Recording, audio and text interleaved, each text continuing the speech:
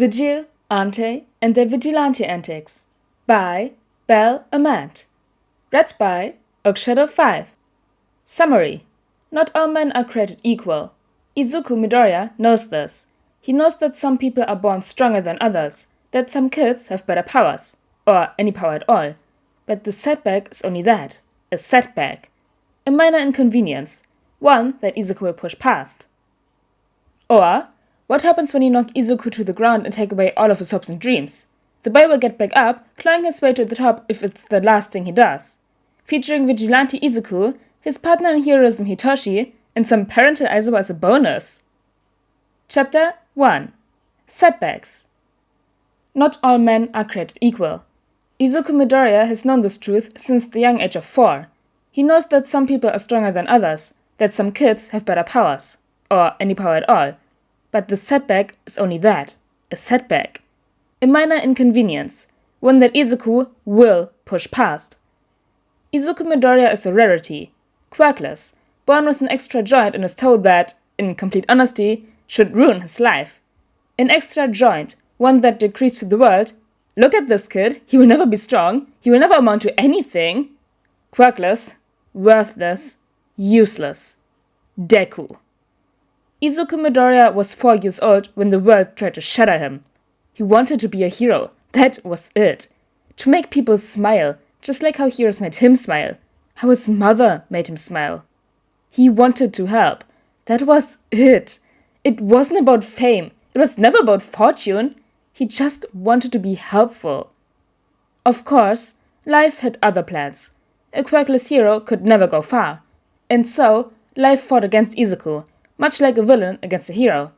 But that was the issue. Izuku was not a hero. It only made sense that he could not win. The first blow was at the doctor's office. "Izuku should have already manifested one of your quirks, or a combination of both of them," the doctor said, looking at Izuku's mother. "But after viewing his x-rays, I don't think he's going to. You see, when superpowers started appearing, there were many research studies conducted, and doctors discovered a link between a bone in a person's foot and the likelihood of developing a quirk. People with powers only have one joint in the pinky toes, but as you can see, Izuku has 2 joints. It's a rarity to see this nowadays. Only about 20% of the population is like this. Based on the research that is available, it is safe to say that your son isn't going to develop a quirk." In another world, perhaps these words wouldn't be so damning. In a perfect life, Izuku would hear this, cry, and then pick himself back up and prove the man wrong. He'd get a quirk, some way, somehow, and he'd be the greatest hero. The second blow was from his best, and only, friend, Katsuki Bakugo. Their mothers were friends, and so they became friends.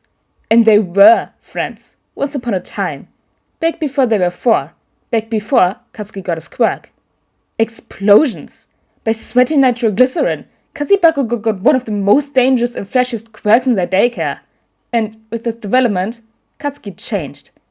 "You're nothing without a quirk! You're just a quirkless, worthless Deku!" Katsuki, once known to Miss Karchan, taunted in his ears, flickers of flame dancing in his palms as he laughed. "I'm going to be the greatest hero in the world, greater than All Might, and you'll be lucky to be a fan!"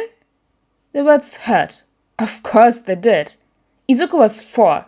He was 4, and his one friend was turning on him, taunting him, for having dreams that he shouldn't be able to reach.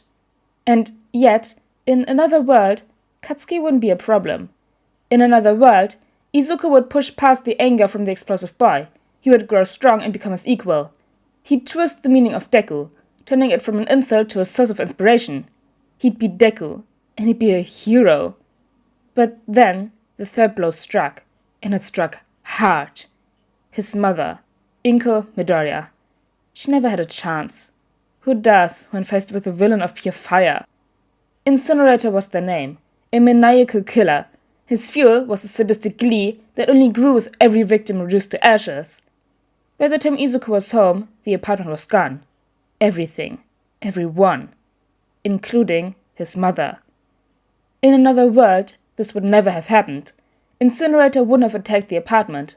Or maybe he wouldn't have existed at all. In another world, 4-year-old Izuku would still have hope. But instead, he stumbled upon ashes and debris, and no heroes to save him. No hero saved his mother either. And something shattered in Izuku. Something shattered, and as Izuku was found, alone on the street, headed away to live in an overcrowded orphanage, he was numb. He couldn't understand. How could this have happened? How could his mom be gone, just like that? Why didn't a hero help? At only 4 years old, Izuku Midoriya learned that the world was not perfect, that men are not created equal.